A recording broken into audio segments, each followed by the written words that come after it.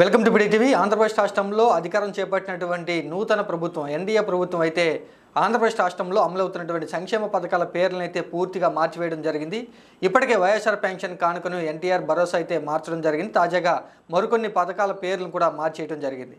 ఇప్పటికే గత ప్రభుత్వానికి సంబంధించి సంక్షేమ పథకాల పేర్లు ఏవైతే ఉన్నాయో వాటన్నిటిని కూడా తీసివేసి తెలుగుదేశం పార్టీకి సంబంధించి తెలుగుదేశం పార్టీ ముఖ్య నాయకుడైనటువంటి ఎన్టీఆర్ పేరును కూడా పెట్టడం జరిగింది. ఒకసారి చూద్దాం ఏ పథకాలకి ఏం పేర్లు పెట్టారో.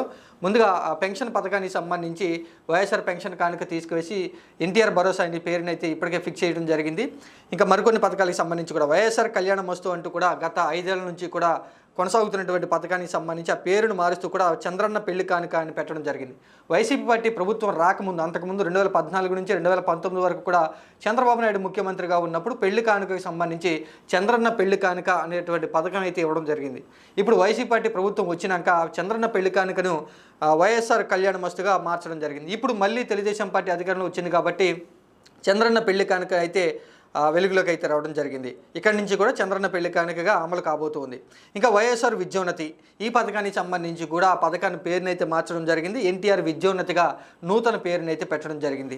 ఇంకా మరికొన్ని పథకాలకు సంబంధించి కూడా జగనన్న విద్యా దీవెన ఈ పథకాన్ని పేరును కూడా మార్చడం జరిగింది. జగనన్న విద్యా దీవెన వసతి దీవెనగా గత 5 ఏళ్ల నుంచి కూడా ఈ 2 పథకాలు కూడా కొనసాగుతున్నాయి. అయితే ఇప్పుడు నూతన ప్రభుత్వం అయితే పోస్ట్ మెట్రిక్ స్కాలర్షిప్గా పేరునైతే మార్చడం జరిగింది. విద్యా దీవెన వసతి దీవెన 2 పేర్లను కూడా తీసివేసి పోస్ట్ మెట్రిక్ స్కాలర్షిప్గా మార్చడం జరిగింది. జగనన్న విదేశీ విద్యా దీవెన ఈ పథకానికి కూడా పేరునైతే మార్చడం జరిగింది. నూతన పేరుగా అంబేద్కర్ ఓవర్సీస్ విద్యానిధిగా పేరునైతే మార్చడం జరిగింది.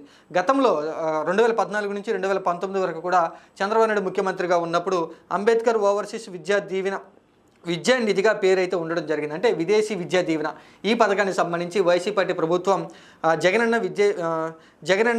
విదేశీ విద్యా దీవెనగా పేరు ఉండడం జరిగింది. ఇప్పుడు నూతన ప్రభుత్వం అయితే పాత పేరుని తీసుకురావడం జరిగింది, అంబేద్కర్ ఓవర్సీస్ విద్యానిధిగా. అంటే గతంలో ఎన్నికల సమయంలో ఒక హామీని అయితే ఇవ్వడం జరిగింది. గత ప్రభుత్వానికి సంబంధించి చంద్రబాబు ముఖ్యమంత్రిగా ఉన్నప్పుడు ఏ పథకం అయితే ఉందో ఆ పథకాన్ని మళ్ళీ తీసుకొస్తారంటూ కూడా హామీ ఇచ్చారు. కాబట్టి ఇప్పుడు నూతనంగా ప్రభుత్వం ఏర్పడిన తర్వాత విదేశీ విద్యా దీవెన పథకాన్ని అంబేద్కర్ ఓవర్సీస్ విద్యా దీవెన పథకంగా పేరునైతే మార్చడం జరిగింది. ఇంకా కీలకమైనటువంటి మరొక పథకం పేరు కూడా అతి త్వరలోనే మారబోతున్నట్లుగా తెలుస్తూ ఉంది. విజయవాడలో ఉన్నటువంటి వైఎస్ఆర్ హెల్త్ యూనివర్సిటీ పేరును కూడా ఎన్టీఆర్ హెల్త్ యూనివర్సిటీగా మరికొద్ది రోజుల్లోనే మార్చబోతున్నట్లుగా తెలుస్తుంది. గతంలో అంతకుముందు వరకు కూడా వైసీపీ పార్టీ ప్రభుత్వం రాకముందు వరకు కూడా ఎన్టీఆర్ హెల్త్ యూనివర్సిటీ పేరుగా అయితే ఉండడం జరిగింది.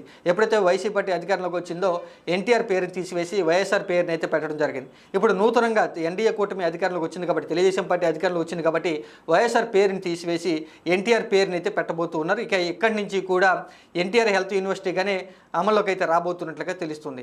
మొత్తం కనుక చూసుకుంటే నూతన ప్రభుత్వం ఆంధ్రప్రదేశ్లో పూర్తిగా మార్పులు అయితే చేస్తున్నట్లుగా తెలుస్తుంది. గత ప్రభుత్వానికి సంబంధించి ఏ ఒక్క పేరును కూడా ఉండకోకుండా చేస్తున్నట్లుగా తెలుస్తుంది. మొత్తంగా కొద్దిసేపటిమే ప్రభుత్వం జీవోను కూడా జారీ చేస్తూ పథకాలకు సంబంధించి పేర్లను అయితే పూర్తిగా మార్చివేయడం జరిగింది.